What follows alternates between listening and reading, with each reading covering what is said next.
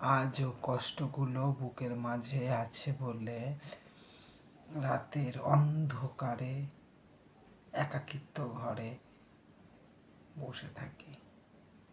কারণ কেন জানো তো? তোমার দেওয়া কষ্টগুলো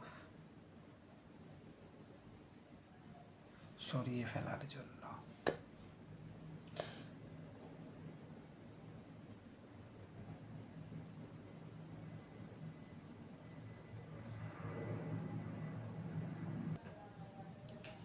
যাতে কষ্টগুলো দূরে সরিয়ে রাখতে পারি, যাতে কষ্টগুলো ভুলে থাকতে পারি। কিন্তু দেখো, আমি এতটাই অভাগা যে তোমার কষ্টগুলো যতই দূরে সরিয়ে রাখতে চাই, কষ্ট থেকে যত দূরে থাকতে চাই, কষ্ট যেন আমার পিছু ছাড়ে না।